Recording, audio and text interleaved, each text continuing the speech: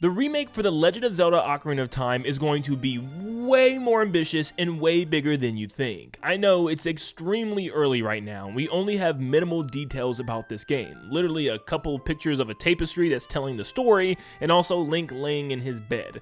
That's it. Unfortunately, that's all Nintendo gave us so far, even though the game comes out this year, which is a little strange, but we can still deduct a lot of information just from this small opening scene. And yes, I have a theory that this is going to be one of Nintendo's most ambitious remakes they've ever made, almost on the scale of a reimagining of this game, which for better or worse is going to be very exciting. Now on one side, I know there's probably a lot of people that doesn't want this game to change too much from its original, because it's such a beloved and beautiful game. They don't want it to be changed. But on the other hand, I feel like there's a lot of people that do want to see some massive changes, and I feel like I'm a little bit on the second half here. With this being the third Ocarina of Time game and the second remake that we're getting, I feel like this time it needs to stand out and be different than just a visual upgrade that the 3DS gave us, because that was awesome, but it's time to see what this world and what this game story could look like with a completely, not only new coat of paint, but maybe even a new engine as well. Now, before I dive into my reasoning as to why I think this game is more than a remake,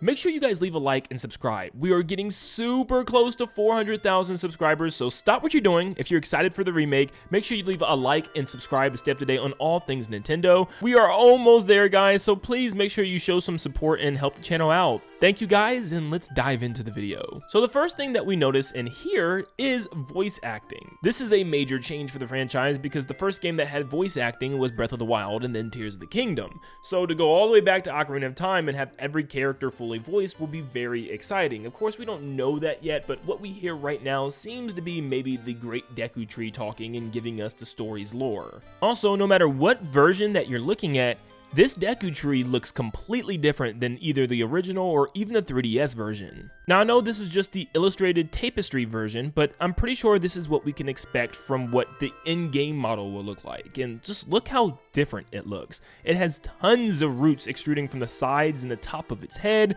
and the roots also go down as almost a beard beneath its mustache all the way down to the ground. Now it does have similarities still with its big bulbous nose, its eyebrows and mustache, but still you can tell they're putting in a lot more detail to make this tree look a little bit different than we remembered. Now this could just be from the tapestry sake of Link living in Kokiri Forest, but I feel like it could mean something else entirely. It shows Link almost sleeping in the top part of the Deku Tree.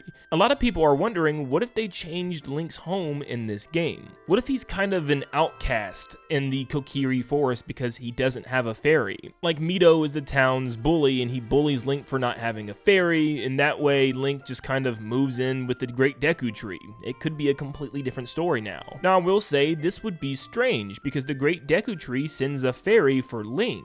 Plus, Link needs to show his shield and sword to Mito in order to even get to the Great Deku Tree. So how in the world would this work if Link is already living and sleeping inside the Great Deku Tree? So I am unsure if this is actually what's going on, but it is very interesting to at least speculate, because it's a weird position to have Link laying down at the top of the Great Deku Tree here. Then we have the case for Link's bed as he's sleeping. This entire scene looks drastically different than the original and even the 3DS version. He no longer has this hard wooden bed with just a sheet over it. The bed seems to be a lot rounder, wider, and with a base of hay. He has pillows, a blanket, a canopy above him with even a curtain. There's like design and decoration all over his hut. Yeah, this is a full sleeping area. We don't even see his window here. However, we can see his signature hat hanging up on the left side of the bed, but it's a little different this time around. It seems like he'll start off with a Kokiri themed hat instead of his classic green tunic that we're all used to. There's some type of design weaved into it, and also some beads weaved into the brim.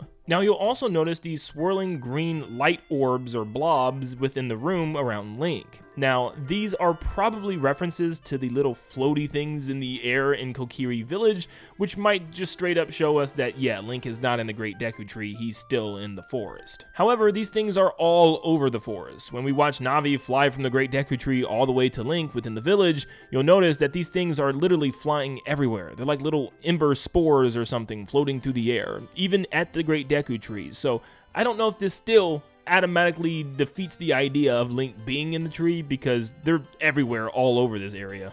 Also, Link's outfit is completely different here. Instead of it just being a green tunic for him as a child, it's actually more based on the Kokiri children as well. It looks like it's completely stitched together out of materials. It even has little rips and inaccuracies. But he's also wearing some sort of vest with some type of design into it as well, with a belt on it.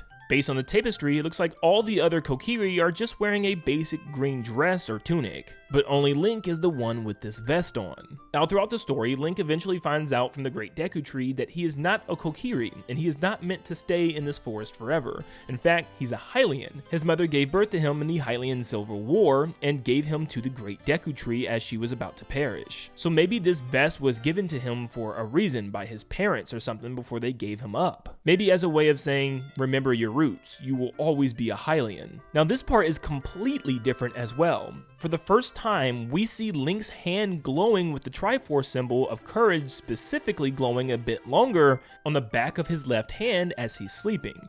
We never see this in the games. In fact, his hand doesn't glow with the Triforce symbol until he touches the Master Sword and turns into an adult. Because as soon as Link lifts that Master Sword from its pedestal, he opens the door to the Sacred Realm, which allows Ganondorf to walk in and take the Triforce. But of course, since his heart is pure of evil, when he touches it, it splits into 3 pieces. And the first time we see these pieces displayed on the back of the palms of the characters is literally at the end of the game, when Sheik tells Link what he needs to do to defeat Ganondorf, where Sheik reveals herself as Zelda and shows her Triforce of Wisdom, and then Link's hand glows for the first time with the Triforce of Courage once he enters the throne room to get ready to battle against Ganondorf. The entire Triforce is now within the same room, with Ganondorf showing his Triforce of Power symbol on the back of his palm. So a lot of people say it's too early for Link to have the Triforce piece here, and it's too early for it to be shown as well, which it is. This is a completely different retelling, it looks like, of how Link gets the Triforce of Courage.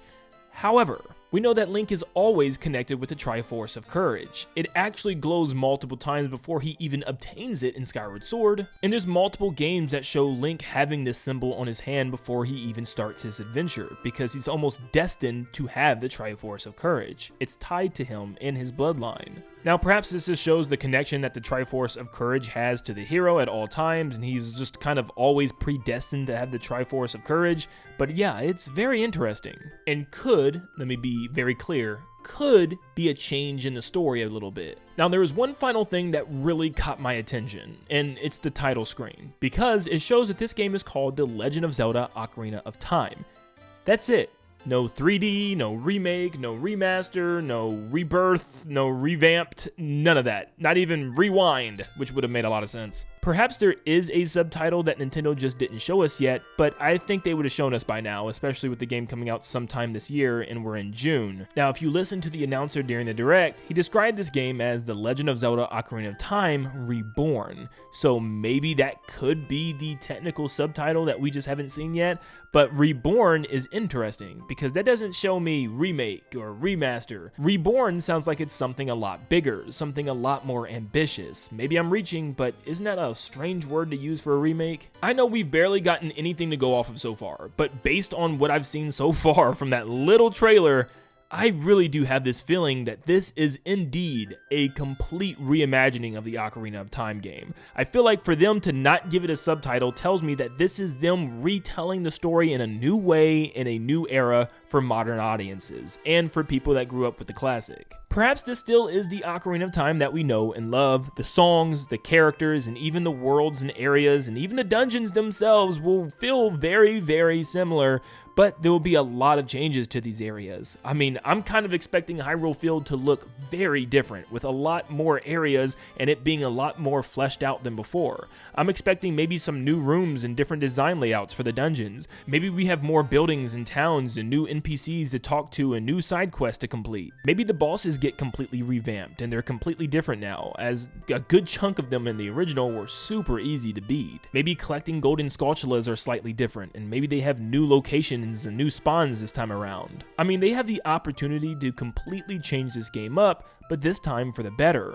And I think it's fine as long as they stick to the source material and don't stray too far from the path. I also think it's interesting when you take in consideration Nintendo's lineup this year. It's not anything super crazy, and this holiday season is pretty safe, all things considered. I mean, really, the only holiday game you have outside of Zelda is Nintendo Switch Sports Resort, which I wouldn't really call a huge holiday title. So for Nintendo to have this game and this game only, a remake of Ocarina of Time as their big 2026 holiday game, it's kind of telling me that this game's going to be way more ambitious than just a typical remake. It kind of has to be. It kind of has to feel like a brand new 3D Zelda game. Now trust me, I know. I wanted to see more of this game too, and it's kind of crazy that we only got a 2026 title card and that's it. And it's June, and it's still coming this year. How did they not show more, and how did they not give us a release date or anything? It's very strange, but I feel like this was on purpose for a very specific reason. Perhaps Nintendo is getting ready for a big Zelda 40th anniversary celebration here soon, in the next month or two. That's the only thing that really makes a lot of sense to me.